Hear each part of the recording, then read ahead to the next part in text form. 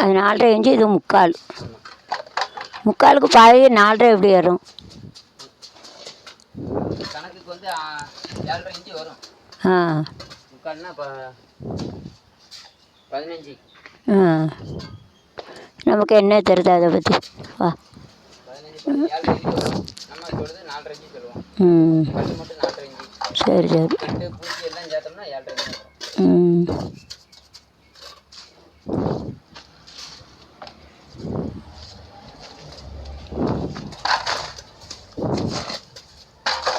You have to keep it alternatively. You have to keep it one after another. You have to keep it one to one வைக்கணும். Then in between you have to keep cement. one to one வச்சு இடையில cement வைக்கணும். சொடுக்க उसका बीच में cement लगाने का. உங்களுக்கு அங்கே வெயில் இல்லை, அவங்களுக்கு தான் வெயில். அங்கே என்ன செய்யுது? அங்கே வேலை பார்க்காங்களா இல்லையா? நின்றுக்கிட்டு தான் இருக்கார். கடைன்னு வேலை பார்த்துட்டு வர்றதில்லை இந்த வெயிலுக்குள்ள. வெயில் அடிக்கும் அங்கே.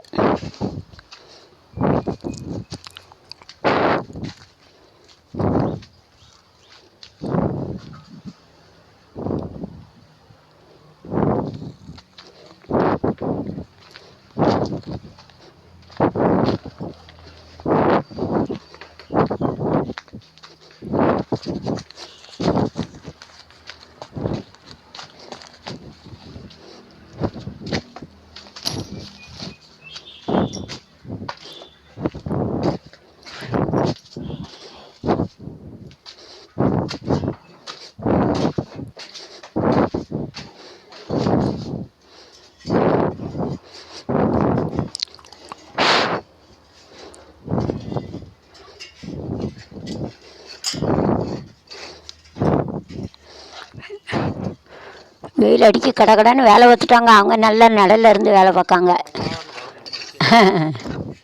வெயில் அடிக்கல வேறு தான் அங்கே அப்படி சாய்ச்சி போட்டுருங்க.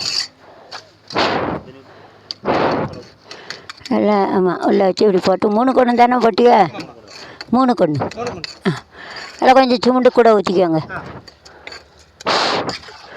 இது 4 கொண்டு போட்டியல்ல, அதில் கொஞ்சம் சிமெண்ட்டு போட்டுக்கோங்கண்ணே.